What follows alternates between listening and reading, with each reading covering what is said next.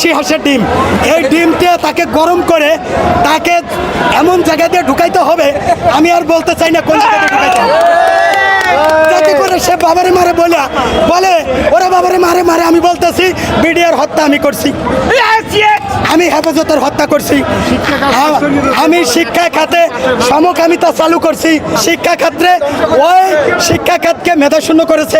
ভাই ওর যদি দোষ বলি কেয়ামত পর্যন্ত, রাতের পরে দিন আসবে, দিনের পরে মাস, মাসের পরে বছর, বছরের পরে যুগ, কেয়ামত পর্যন্ত আওয়ামী লীগের দোষ বলে শেষ হবে না। এই জন্য আমরা আওয়ামী লীগ মুক্ত বাংলাদেশ এবং মোহাম্মদ ইউনূস স্যারের নেতৃত্বে এখন কোনো নির্বাচনের কথা আমাদের নাই, মাথায় নাই। নির্বাচন পরে আগে পরিবেশ তৈরি করি, ফিল্ড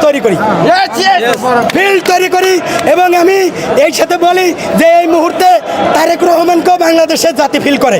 আমি এতক্ষণ ডিবি কার্যালয়ে ছিলাম, আমি এখানে আটকাই দিব যতক্ষণ পর্যন্ত সে স্বীকার না করবে যে সে বিডিআর মারছে, হেফাজত মারছে, সর্বোপরি সে বৈষম্য বিরোধী ছাত্র আন্দোলনকারীদের ছাত্র জনতাকে মারছে। সে কোর্টে যাইয়া যদি বলে আমি নির্দোষ, সে কথা হবে না।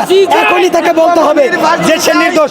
একজন সেনা অফিসার তৈরি করতে রাষ্ট্রের লক্ষ কোটি টাকা খরচ হয়, সে 57 জন সেনা অফিসার সহ হাজারো লক্ষ সেনা অফিসার মারছে।